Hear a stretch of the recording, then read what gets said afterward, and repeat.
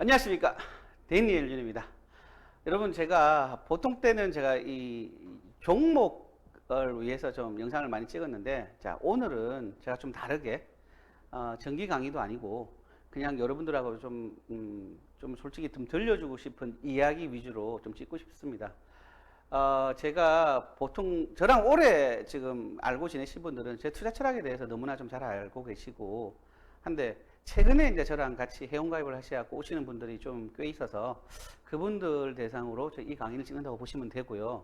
또 저랑 오래 했다 하더라도 뭐 1년 넘은 분들도 있고 또 뭐 1년 조금 뭐 대부분 뭐 1년 가까이 되신 분들이 많은데, 그래도 최근 뭐 주식시장이 폭락을 하다시피 하다 보니 또 이런 폭락장이 계속되는 거 아닌가라는 두려움 때문에 떨고 있기 때문에 제가 이 영상을 찍게 되었는데요. 이 영상을 찍는 목적은 제가 여러분들에게 이 설득을 하려고 하는 게 아니고요. 지금 주식시장의 특성이 이렇다라는 것들을 제가 설명을 드리고, 주식 투자를 하려고 하면 뭐 좋을 때도 있지만 이런 시장도 있거든요. 이런 시장에서 우리 심리 게임에서 좀 이길 수 있도록 우리가 좀 다부진 마음을 가져가야 되겠다라는 생각으로 제가 이 영상을 찍게 되었습니다. 서로는 빨리 접고요. 본론으로 넘어가도록 하겠습니다. 자, 제가 항상 이야기 드리죠. 현명한 투자자가 되자라는 주제로 제가 항상 강의를 많이 했고요. 지금 역시 다시 한 번 더 리마인드 해보자 라는 뜻에서 제가 이렇게 영상을 찍고 있거든요. 자, 투자란 치밀한 분석을 거치면서 원금의 보장과 적정한 수익을 약속받는 행위다 라고 나왔고요. 이러한 요건을 갖추지 못하면 투기적 행위다 라고 이야기하는데, 이게 누가 이야기했냐? 벤자민 그레이엄이 이야기했습니다. 자, 조금 있다가 이제 제가 말씀을 드릴 거고요. 그냥 요 정도만 그냥 넘어가고 다음 거 보여드릴게요. 자, 제가 항상 이야기하죠. 강의의 서두에 나오는 게요. 세계 경제가 어떻게 가고 있는지, 지금 미국 시장이 어떻는지, 중국 시장이 어떻는지, 이런 건 뭐 너무너무 우리가 잘 살펴봐야 되는 거고요. 이것도 시간이 길어지니까, 제가 참고로 말씀드리면, 미국 시장 같은 경우에는 뭐 견고합니다, 아직까지. 그래서 많은 부분들이 요번 최근에 지금 문제가 된 게 우리나라 시장을 팔고 미국 시장을 사기 시작한 거죠. 그래서 미국 시장은 그렇게 많이 안 떨어지고 우리나라처럼 막 가파르게 안 떨어지거든요. 그러니까 아무튼 미국 시장은 견조하고요. 중국 시장이 약간 이제 등락폭이 좀 크고 있거든요. 그게 이제 비단 중국은 금리가 지금 아시다시피 시중금리 말고 기준금리가 벌써 한 3%, 4%에 육박하거든요. 이게 아직 후진국에 뭐라고 하죠? 개발도상국에 벗어나지 않는 거죠. 제가 이 기준금리 아까 이야기했지만 중국은 지금 한 4%대, 3점 몇 %대거든요. 굉장히 높습니다. 우리나라는 참고로 0.5고 미국은 0.25죠. 유럽은 같은 경우는 0%입니다. 0%. 0%라는 게 사실 말도 안 되는 거고요. 일본은 마이너스 0.1%입니다. 0.1%요. 그러니까 뭐죠? 자기 돈 맡겨놓으면 마이너스 깐다는 이야기입니다. 그러니까 그 정도로 지금 심각한 수준에 있거든요. 아무튼 지금 요점은 세금리도 봐야 되는데, 지금 금리가 전 세계적으로 낮출 때까지 다 낮췄습니다. 제가 강의에서 굉장히 많이 이런 이야기를 드리고 있죠. 금리가 아직까지 올라가지 않는 이상에는 걱정하지 마시고 주식 투자하시면 된다라고 계속 이야기했고, 지금도 그 기조는 저는 분명하다고 이야기합니다. 그러면 주가가 이렇게 왜 많이 떨어지느냐라고 제가 굉장히 연구를 많이 했거든요. 조금 이따 설명을 드리는데 요거부터 마무리 짓고 설명을 드릴게요. 자, 미국 기준금리가 아직까지 0.25죠, 그죠? 0.25인데 0%에서 0.25%라고 합니다. 정확하게는 요 사이에 있다라고 이야기하는 건데, 미국 금리가 앞으로 테이퍼링이라고 하는 게 여러분 다 들어서 알겠지만, 앞으로는 금리보다도 이때 이제 채권을 많이 사준 거를 이제는 채권 시장을 점점 줄여서 사겠다. 그러니까 옛날에는 많이 사갖고 경기 활성화를 시켰다 그러면은 이제는 그 채권을 사는 것을 좀 줄여보겠다라는 게 테이퍼링이고, 그걸 좀 더하게 가면은 금리도 올리는 거거든요. 근데 아직까지 그걸 하겠다라는 게 아니잖아요. 그죠? 앞으로 할 것이다 라고 했는데, 그냥 제 추측은 틀릴 수도 있습니다만, 제 추측은 절대로 테이퍼링 쉽게 못 합니다. 지금 세계 경제가 별로 안 좋고요. 미국 경제가 먼저 좋다고 하지만 선진국 먼저 좋아하실 거라고 생각이 들거든요. 제가 또 이제 두서없이 막 말하려고 하면 또 길어지니까는요. 그냥 핵심 요점만 빨리 말씀드리고 넘어갈게요. 자, 아무튼 간에 제가 볼 때는 미국의 테이퍼링이 쉽게 할 수 있지 않다라는 게 제 생각입니다. 그렇기 때문에 아직까지는 주식 투자로 계속 그냥 하시면 좋을 것 같습니다. 자, 그래서 뭐 기본적 분석은 뭐 리드섹터도 찾아보고 종목군도 찾아보는데 지금 이 리드섹터하고 종목군이 망가졌죠. 반도체 때문에요. 자, 그런데 이게 망가졌다라는 게 일순 망가졌다라는 것을 제가 일단 말씀을 드리고 시작할게요. 자, 다음 거 가볼게요. 지금 반도체가 여러분들 아시겠지만 이 지금 사태의 가장 밑바닥에 있는 사태는 미국의 투자업체들이 일부입니다. 일부 업체들이 그 반도체, 이 메모리 반도체 있고 비메모리 반도체가 있거든요. 그러면 메모리 반도체에 대한 D램 가격이 선물 가격, 앞으로 뭐 3개월 후에 선물 가격이 굉장히 20% 정도가 폭락했다는 이야기입니다. 그래서 그것을 보고 보고서를 그렇게 적었거든요. D램 가격, 앞으로 반도체는 먹구름이 들이운다. 뭐 아무튼 굉장히 뭐 선정적인 그런 그 보고서를 작성을 했거든요. 앞으로 전망이 굉장히 어둡다. 앞으로 3분기, 4분기는 아주 안 좋을 거다라고 이야기했는데 실제로 제가 사실 반도체를 공부를 좀 많이 한 편에 속하거든요. 비메모리 반도체는 앞으로 미래지향적인 반도체고요. 삼성전자가 하고 있는 메모리 반도체입니다. 그죠? 메모리 반도체 중에서도 D램이거든요. 물론 뭐 D램이 차지하는 비중이 포션이 크긴 하지만 아무튼 이 D램의 가격이 선물 가격, 3개월 후의 가격이 많이 폭락을 했기 때문에 앞으로 수요가 별로 안 나올 것이다라는 것 때문에 그렇거든요. 그래서 미국에서 그런 보고서를 올리니까 이게 전 세계적인 파급 효과가 같고요.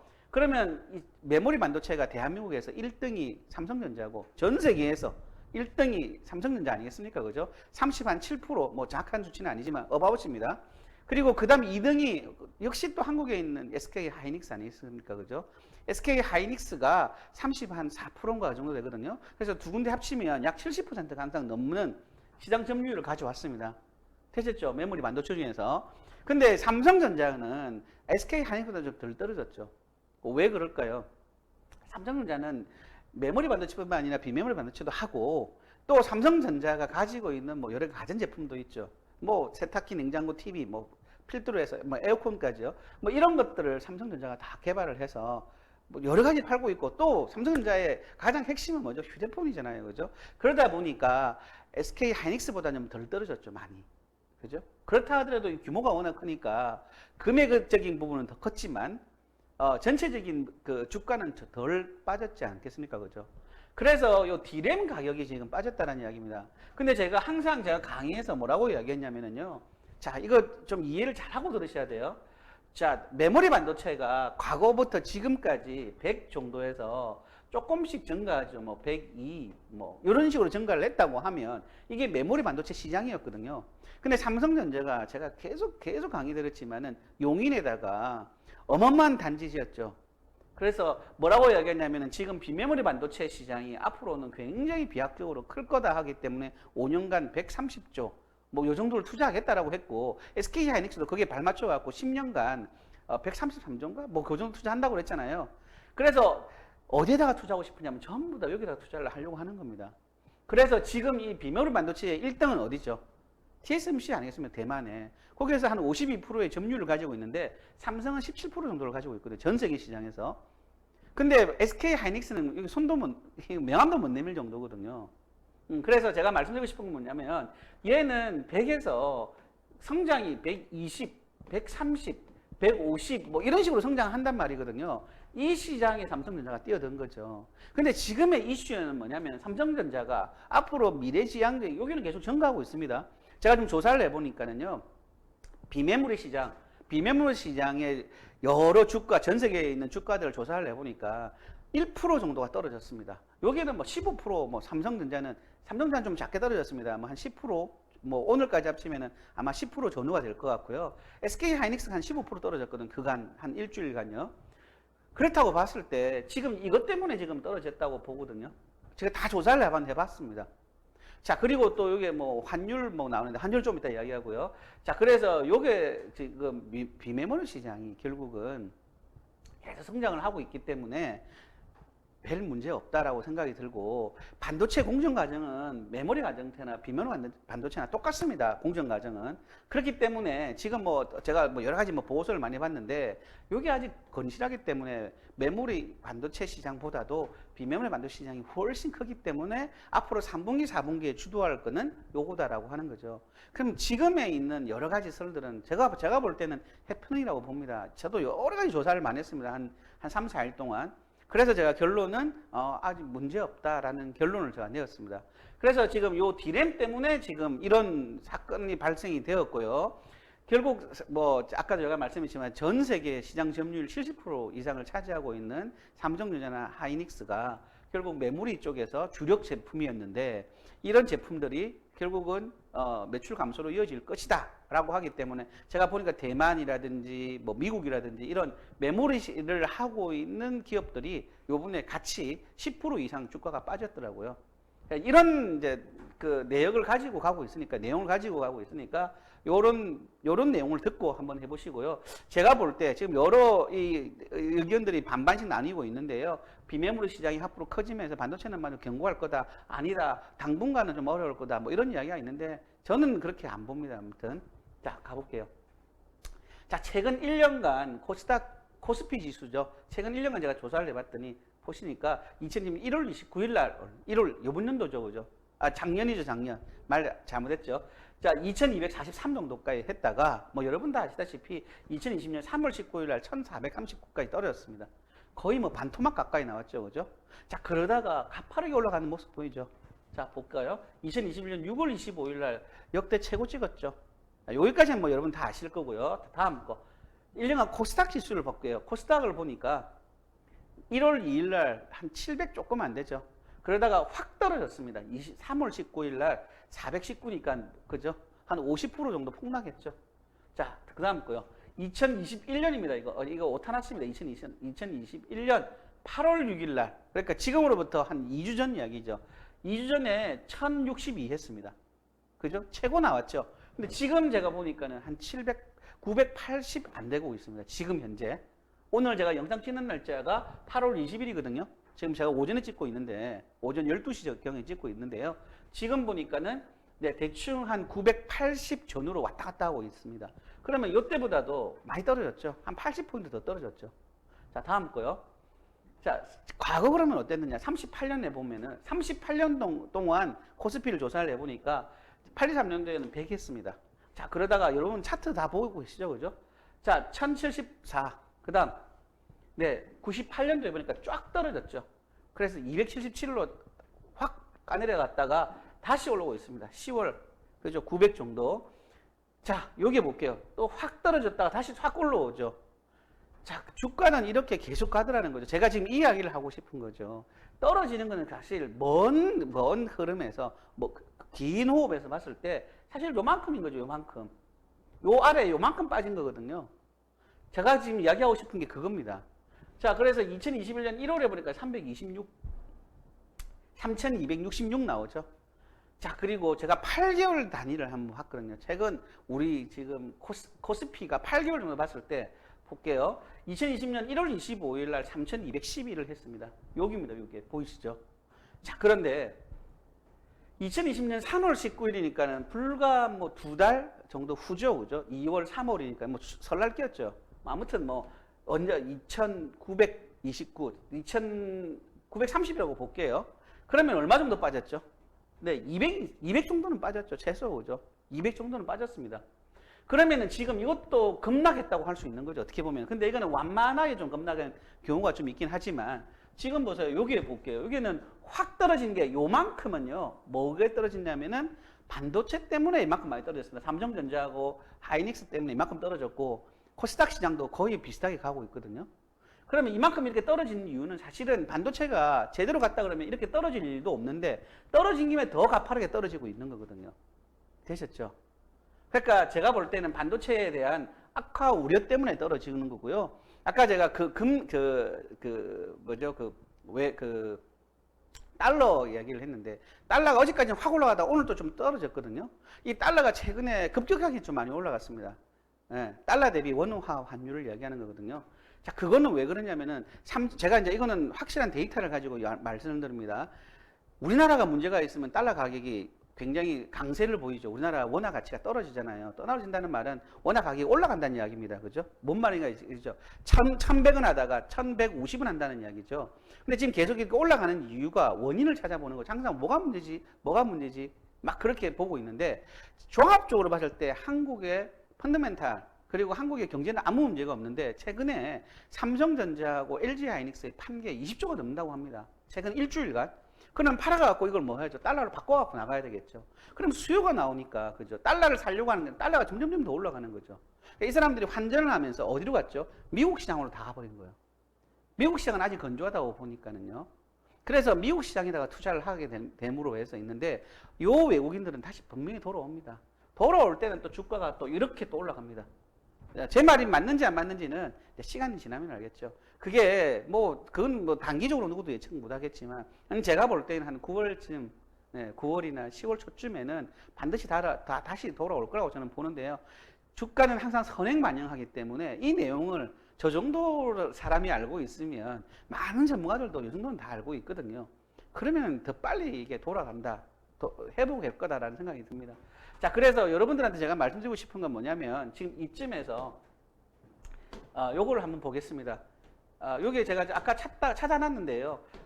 VIX 지수라는 게 있습니다. VIX 지수. 이게 뭐냐면은 찾아보시면 여기 쭉 보면 나옵니다. 여기 있죠? VIX 시카고 선물 옵션 한번 찾아보시면 뭐냐면 이게 공포 지수를 나타내는 거거든요. 등락폭이 한 20% 정도 되면 너무 과하게 공포감을 느낀다라는 거거든요. 어저께가 21% 나왔습니다. 어저께. 그러면은 공포지수를 느끼면서 이게 역전된다고 합니다. 자, 그래서 여러분들이 한번 찾아오세요. 제 말 듣는 것보다. 자, 그래서 어제 21.06 나왔는데 여기 보세요. 여기서부터 요 아래서부터 여기까지 쫙 올라가죠. 공포지수가. 이렇게 많이 이런 공포지수가 나오면은요. 주가가 또 다시 올라간다고 합니다. 이 거꾸로입니다. 공포지수가 이만큼까지 등락폭이 나오면 여기서 등락폭 20% 넘었죠. 20%의 등락폭이 나오면은 주가가 이제는 안정세를 찾아간다고 합니다. 그래서 어저께 미국 지수로 기준해 줄 때 이 정도입니다. 그래서 요것도 한번 찾아보시고 한국은 그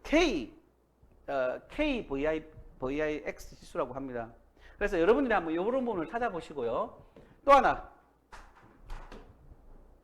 아까 환율 제가 이야기는 드렸고, 제가 이 부분을 대해서 이 부분을 마무리 짓고, 시간이 또 너무 많이 오래됐으니까 이 부분을 말씀을 드리고 마무리 짓도록 하겠습니다. 제가 항상 현명한 투자자가 되자 하는 그 모티브는 어디서 나냐면은 벤자민 글러이엄에서 나오는 거고요.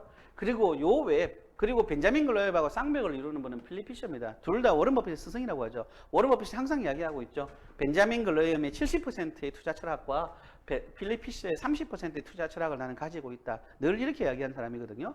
그리고 제가 존 템플턴 너무 좋아합니다. 동전주 대가죠. 존 네프 그리고 랄프 웬저 이건 뭐 전부 다 그 월가에서 뭐 전설적인 사람들이거든요. 이분들은 뭐라고 이야기하는지 우리가 과거에 말했던 내용들을 우리 한번 공유를 한번 해보자고요. 자, 특히 벤자민 글레이엄은 저는 너무너무 좋아하는 사람인데 이분은 뭐라고 했냐면 주가의 왜곡 현상과 비효율성을 역경화라는 거거든요.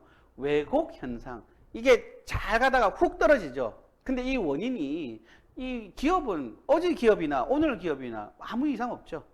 오히려 기업은 아무 실적도 잘 내고 괜찮은 기업이죠. 근데 주가의 왜곡 현상이 벌어져 갖고 주가가 올라갔다가 갑자기 훅 떨어지는 거를 왜곡 현상이라고 하거든요.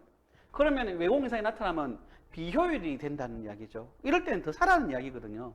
제가 조사해보고 다 이렇게 조사를 해봤는데 반도체가 조금 휘청거렸다고는 하지만 반도체가 망할 회사도 아니고 그죠. 반도체 전체 시황이요. 반드시 다시 올라갑니다. 그럼 이럴 때는 꾹 참고 기다릴 수 있는 능력이 있어야 되거든요. 벤자민 글러이엄에서는 이 부분을 우리가 좀 주목해 볼 필요가 있지 않을까 생각이 듭니다. 그 외에 뭐 여러 가지 말했는데 투기의 장에서 투자의 장으로 뭐 이런 이야기도 했는데 지금은 제가 이런 강의를 하려고 하는 게 아니기 때문에 넘어갈게요. 주식 투자는 기업을 사는 것이다. 그래서 제가 어제 기업이나 오늘 기업이나 똑같아 그러면 뭐 한 달 전 기업이나 지금 기업이나 뭐가 크게 달라졌겠어요. 그죠? 그런 기업들을 본다고 하면 주가가 좀 떨어지더라도 이거는 심리적인 현상이 떨어진다 생각하고 그냥 꾹 참고 기다리시면 됩니다. 됐죠? 자, 필리피스는 뭐라고 했냐면은 성장성의 투자라 그랬는데 제가 반도체의 성장성은 아무 이상이 없다라고 계속 말씀드리고 있는 겁니다. 자, 잘 안, 이건 넘어갈게요. 자, 그리고 뭐 이런 부분들은 여러분들이 그냥 제가 이거를 한 개 한 개씩 다 설명하면서 강의를 했고요. 디테일하게 했는데 지금은 뭐 강의 시간이 아니니까 넘어갈게요. 자, 랄프 웬즈는 뭐라고 했냐면 볼게요. 리스크 프리미엄을 높을 때 사고 낮을 때 팔아라. 리스크 프리미엄이 뭐죠? 리스크가 위험이잖아요. 이 위험이 많을 때 오히려 사라. 지금처럼 위험이 크죠? 이럴 때는 사라는 거죠. 많은 전문가가 하는 이야기입니다. 그리고 이게 낮을 때는 오히려 팔아라고 이야기합니다. 되셨죠? 그러니까 사람들이 다 좋아하고 이만큼까지 올라갔을 때는 팔아라는 이야기입니다. 자, 넘어갈게요. 뭐 이런, 아무튼. 자, 그 다음 거. 존 태플턴이 뭐라고 하는 거는 뭐라고 했죠? 전쟁 우려로 매수를 두려워하지 마라. 전쟁이 일어나도 주식을 사라는 이야기거든요. 그만큼 위험이 오더라도 주식시장이 그렇게 쉽게 안 망하니까 좋은 기업을 계속 사라는 이야기죠. 이런 전문가들도 이렇게 다 이야기합니다. 우리가 뭐 자꾸 내 혼자만의 생각에 빠지지 말고요. 그래갖고 우울증에 빠져갖고 주식 우울증에 빠져갖고 나는 안 돼. 지금은 뭐 시장이 어려울 거야. 이런 생각 가지 마시고 이런 전문가들 이야기하는 것도 잘 들어보세요. 뭐 그냥 군중을 따라가지 말라고 하죠. 패닉과 공포. 지금 패닉과 공포에 오셨다 그러면은 자, 존 템플턴의 이야기를 한번 잘 들어보세요. 이럴 때 오히려 주식을 더 사라는 이야기거든요. 자, 가볼게요. 자, 절대적인 가치 투자라는 완전한 시장의 역행을 하라는 거죠. 지금 이렇게 시장의 역행이 뭐죠? 지금처럼 떨어질 때 오히려 더 사라는 이야기입니다. 종목들이, 좋은 종목들이 너무 많은 거죠. 자, 아무튼, 자, 기본적 분석을 통한 소외준 종목들을 분석을 발굴하라. 뭐 이런 것들은 뭐 다음 이야기 할게요. 이런 내용들을 우리가 책을 다 읽고 제 나름대로 정리를 한 거고 제가 이런 투자 철학을 가지고 간 거거든요.